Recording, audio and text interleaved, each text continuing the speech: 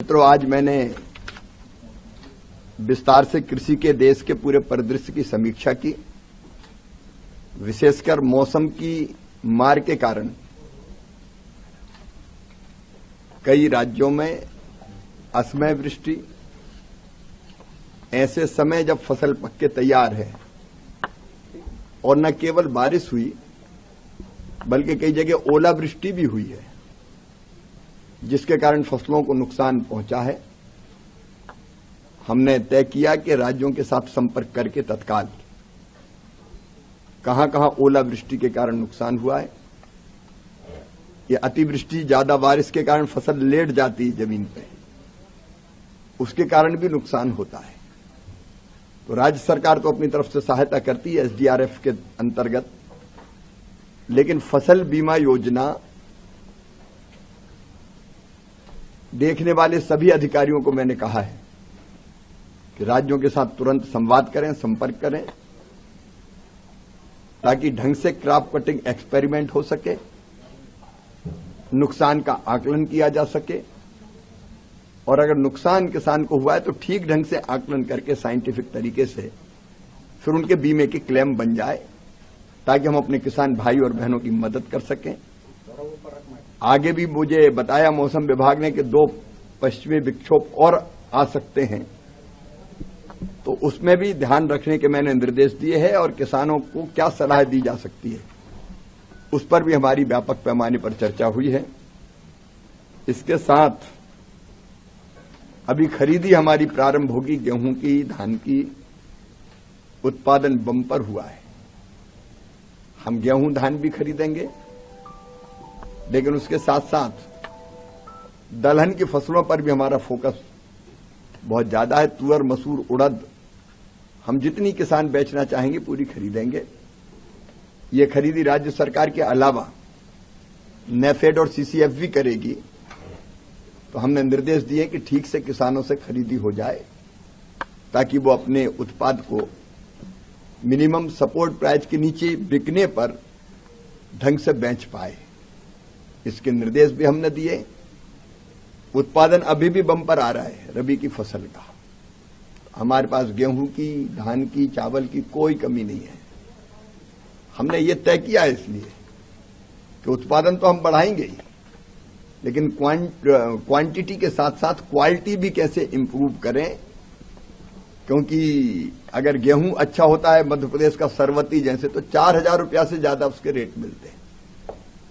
तो बेहतर रेट के लिए केवल एमएसपी क्यों, एमएसपी से और ऊपर कैसे बिक सकता है। फोर्टिफाइड किस्में, उनके रेट ज्यादा मिल सकते हैं, और बेहतर किस्में रेट ज्यादा मिल सकते हैं।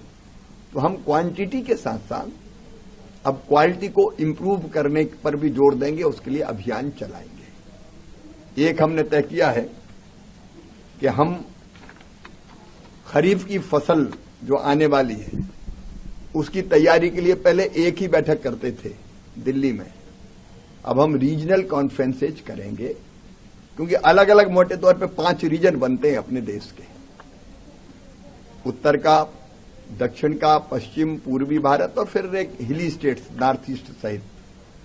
तो 5 जोन में हमने उनको बांटा है, और अलग अलग जोन में अभी 3 रीजनल कॉन्फ्रेंस हमने तय की है।